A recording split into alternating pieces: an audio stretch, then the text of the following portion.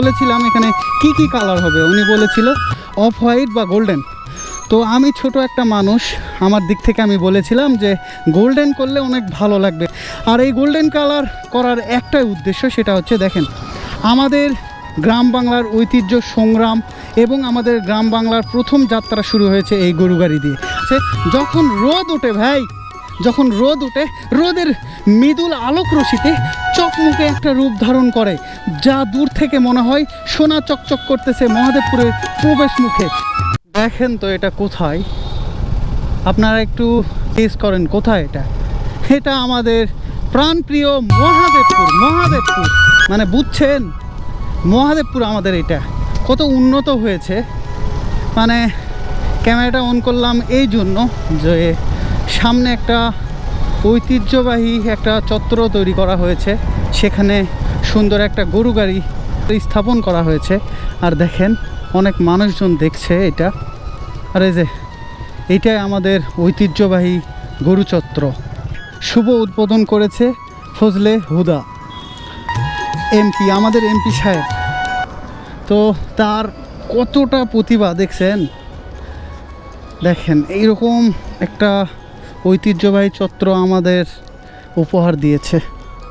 যে আমি যখন এই চত্বরটা যখন তৈরি হয়, তখন এখানে অনেকগুলো মিস্ত্রি ছিল, ওদেরকে ডেকে বলছিলাম যে ভাই এটা আর কতদিন লাগবে। তো ওনারা বলেছিল যে 10-15 দিন লাগতে পারে। আর আমি বলেছিলাম এখানে কি কি কালার হবে, উনি বলেছিল অফ হোয়াইট বা গোল্ডেন। তো আমি ছোট একটা মানুষ, আমার দিক থেকে আমি বলেছিলাম যে গোল্ডেন করলে অনেক ভালো লাগবে, কারণ এখানে সুন্দর একটা মহাদেবপুরের প্রবেশমুখী একটা স্পেস, প্রবেশমুখী একটা ট্রান। আর এখানে যদি আমাদের মহাদেবপুর প্রবেশমুখে যদি দেখতে পাই একটা সোনায় মোড়া একটা ঐতিহ্যবাহী গরুচত্র বা গরুর একটা আইকন এখানে স্থাপন করা হয়েছে, সেটা তাহলে বুকের মধ্যে একটু অন্যরকম ভাইব ক্রিয়েট করবে।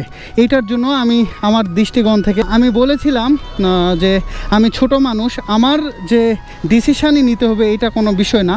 ওই ভিডিওটা প্রায় 40,000 ভিউ হয়েছিল, জানি না এমপি মহোদয় বা উদ্যোগম কর্মকর্তারা দেখেছেন কি না জানি না, আবার নাও দেখতে পারে। তারা জ্ঞানী মানুষ, তাদের চিন্তাধারার থেকেও গোল্ডেন কালার করতে পারে। আর এই গোল্ডেন কালার করার একটাই উদ্দেশ্য, সেটা হচ্ছে দেখেন আমাদের গ্রাম বাংলার ঐতিহ্য সংগ্রাম এবং আমাদের গ্রাম বাংলার প্রথম যাত্রা শুরু হয়েছে এই গরু গাড়ি দিয়ে। আর এই গরু গাড়ি আমাদের মহাদেবপুর যে প্রবেশ মুখে এখানে স্থাপনা করা হয়েছে। আর দেখেন এখানে শুধু গোল্ডেন কালারই করা হয়নি, আমাদের মহাদেবপুরের ইতিহাসকে পিছন থেকে টেনে তুলে এখানে সোনায় মুড়ে একটা সোনালি কালার গোল্ডেন একটা রূপ দেওয়া হয়েছে। মানে বুঝছেন কতটা মাইন্ডর আমাদের এমপি সাহেব বা আমাদের এইটার করার পিছনে যাদের হাত রয়েছে সেই কর্মকর্তাগুলো। তো তাদের প্রতি আন্তরিকভাবে শুভেচ্ছা এবং শুভকামনা রইল। আর এত সুন্দর একটা স্থাপনা আমাদেরকে উপহার দেওয়ার জন্য। আর তার সাথে যে শ্রমিক ভাইয়েরা কাজ করেছেন তাদেরও কৃতজ্ঞতা এবং কৃতজ্ঞতা তাদের প্রতিও থাকলো।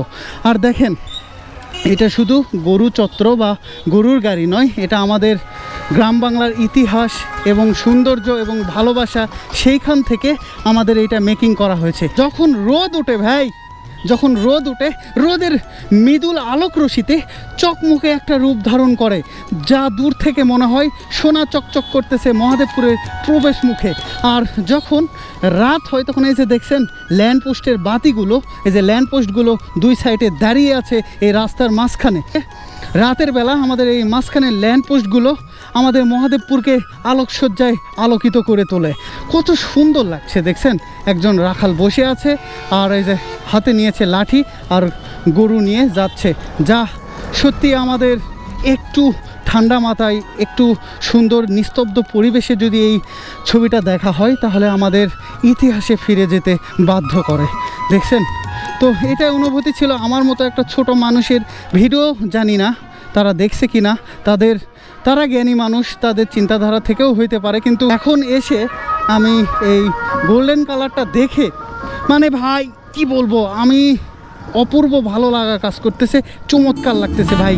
মানে কি বলবো, মনের অনুভূতিটা যদি প্রকাশ করতে পারতাম তাহলে ভাই প্রকাশ করতে পারতাম, কিন্তু এটা অনুভূতি তো প্রকাশ করার জিনিস না। ঠিক আছে, সবাই আমাদের এই যারা স্থাপন করেছে শ্রমিক ভাই এমপি মহোদয় এবং যারা এটার সাথে ইনভলভ ছিলেন তাদের সবার জন্য আপনারা দোয়া করবেন আর মহাদেবপুরকে ভালোবাসবেন আর এই মহাদেবপুরের সৌন্দর্যটা ধরে রাখবেন, এটাই আপনাদের কাছে প্রত্যাশা করি। আর জানি না ভিডিওটি কত লম্বা হয়ে গিয়েছে, আমার ভিডিওটি যদি ভালো লেগে থাকে, আমাদের এই মহাদেবপুরের প্রবেশ মুখে যদি ভালো লেগে থাকে, স্থাপনাটা কারা কারা দেখেছেন অবশ্যই কমেন্ট বক্সে জানাবেন। আমি জানি আমাদের মহাদেবপুরবাসী এই স্থাপনার এই ভিডিওটা যদি দেখে, হয়তো এইটা কংক্রিটের তৈরি কিন্তু এখানে বাস্তবমুখী ইতিহাস তুলে ধরা হয়েছে, মনের মধ্যে অন্যরকম একটা অনুভূতি কাজ করতেছে, আর সেটা আবার আমাদের মহাদেবপুরের বুকে। আর যখন এই মহাদেবপুরের স্থাপনাটি মহাদেবপুরের প্রত্যেকটা ঘরে ঘরে এই ভিডিওর মাধ্যমে দেখতে পাবেন, তখন ভাই আর কিছু বলার নেই। আপনারা এই পর্যন্ত এই কমপ্লিট হওয়া অবধি কারা কারা দেখে ফেলেছেন অলরেডি অবশ্যই কমেন্ট বক্সে জানাবেন। আর আমার ভিডিও কাছে দূরে যে যেখান থেকে দেখুন, সবার জন্য সুস্বাস্থ্য কামনা করছি। সবাই ভালো থাকবেন, সুস্থ থাকবেন। আল্লাহ হাফেজ।